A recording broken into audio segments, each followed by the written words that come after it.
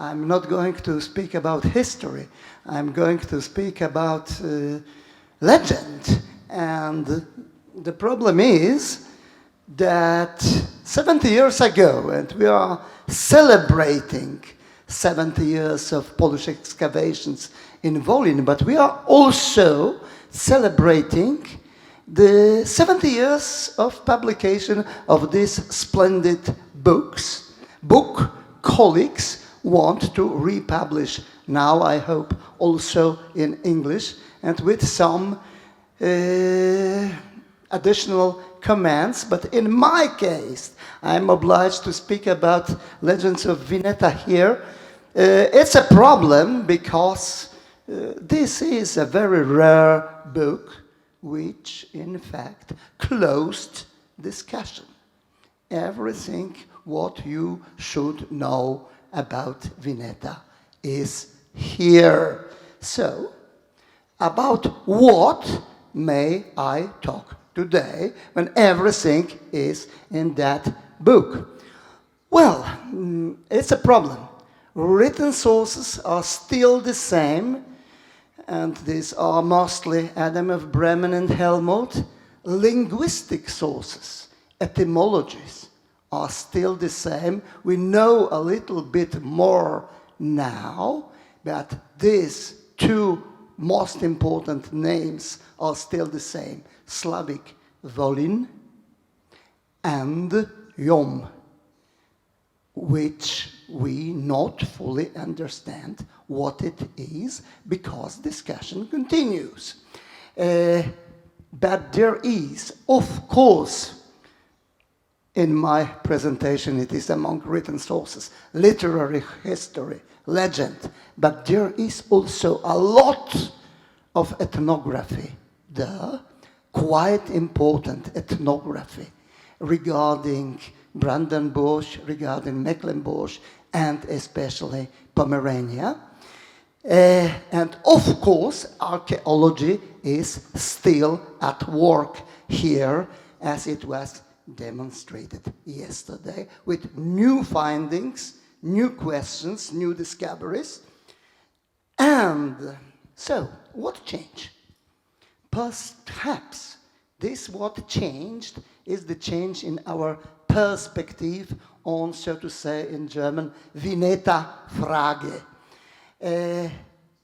One important point is for me, Wolin is obviously a mysterious place of highest symbolic significance, like Wawel with castle in Kraków, in Little Poland, in Małopolska, with dragon, with legends. That's the key word for two presentations of Kuba's of my legends. And every country, every society needs such legends speaking about origins. And that will, I came to that later on. This legend is rooted in Wolin. These legends about Jomsburg and those legends about Winety. Important conclusion we achieved after 70 years of excavation. I think there is no need to search for Jomsburg, nobody knows where. Because, of course, there was some efforts. Where should be this ringborg of those Vikings located? Not necessarily in Wolin, in some place around this Szczecin Bay. No, as Kuba said, it must be in Wolin what created those legends. And the same is to say about Winety. There's no idea to search for Winety. Nobody knows where anymore as it was done, because we know what created those legends was Wolin.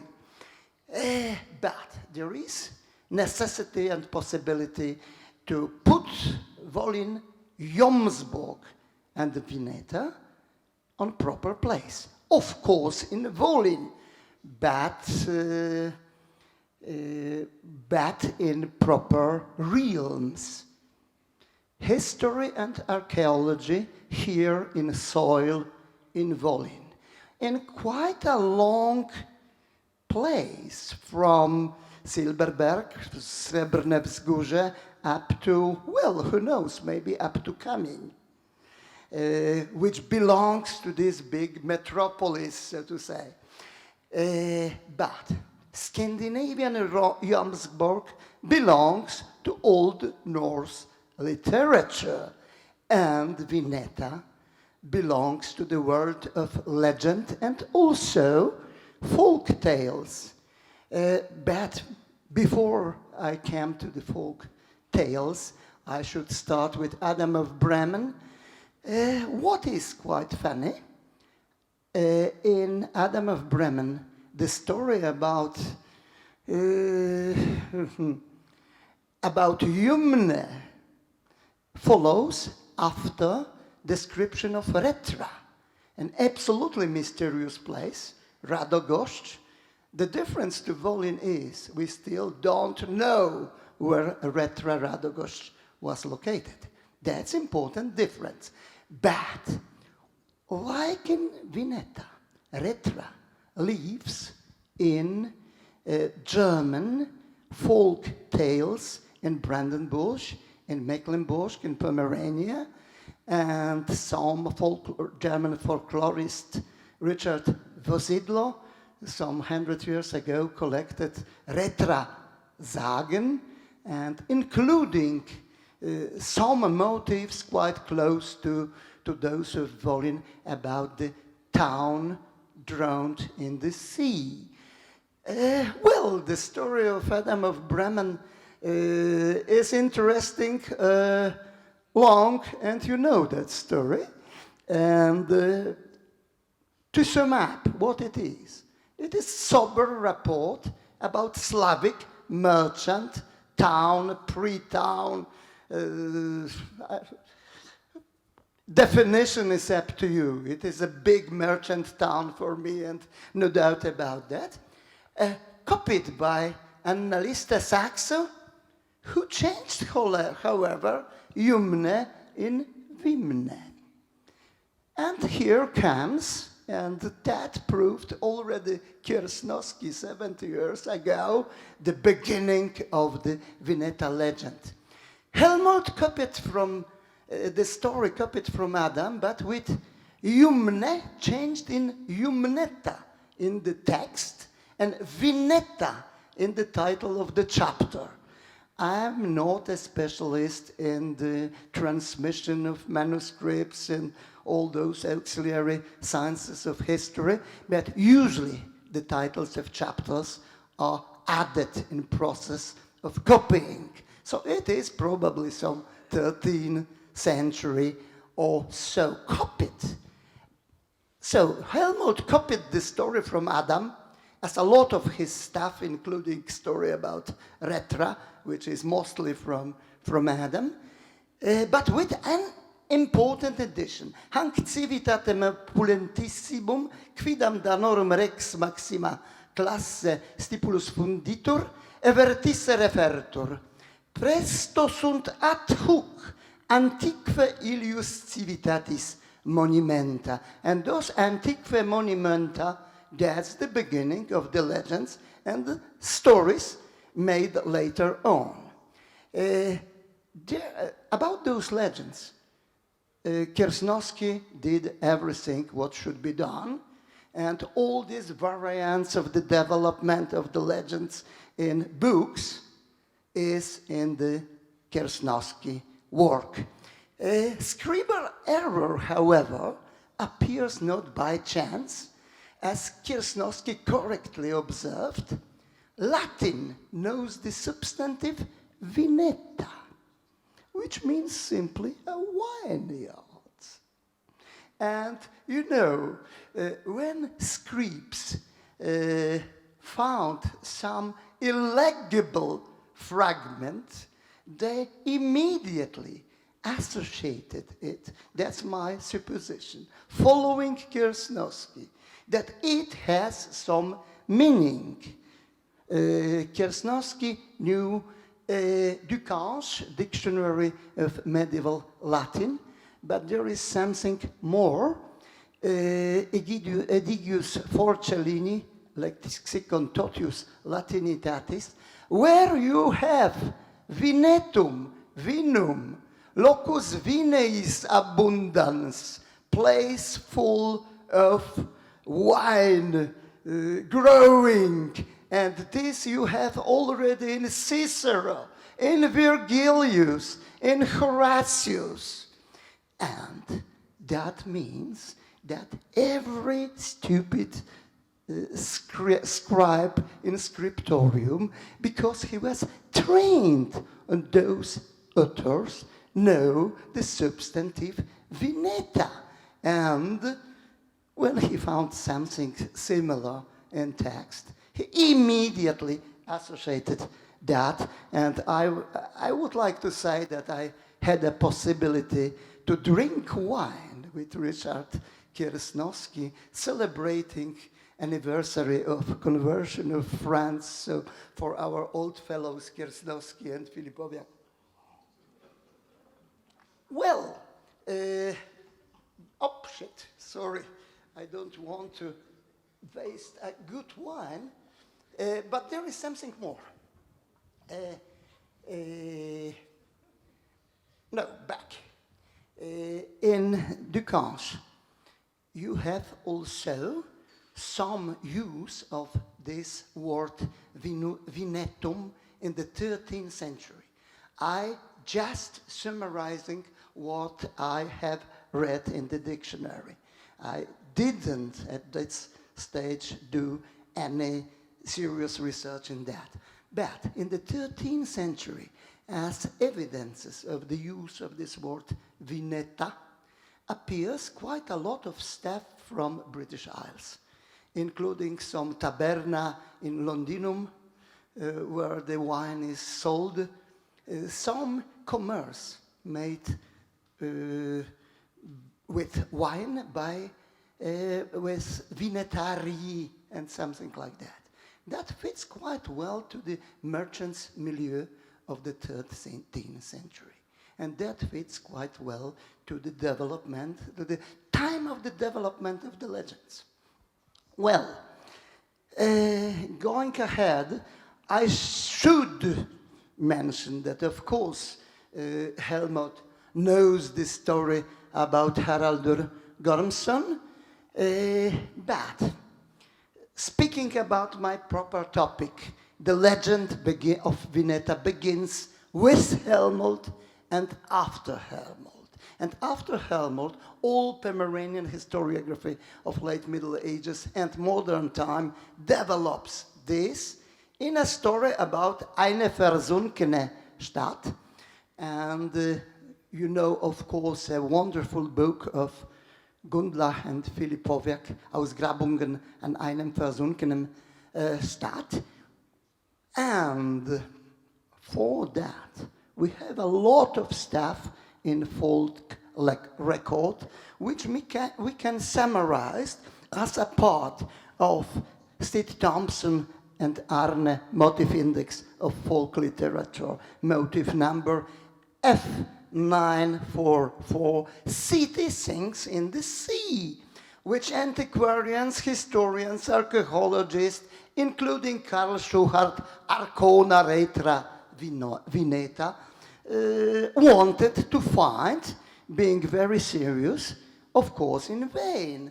Here is the development of the legend after Kiersnowski, quite impressive, quite intense, and it is only about books.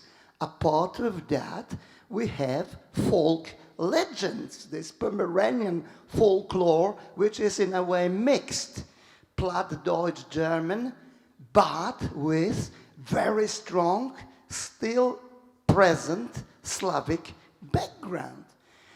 And of course, Vineta appears on maps, because already in the 17th century there was a search after Vineta, Lobinus map, or here with Vineta Urbs, of course found.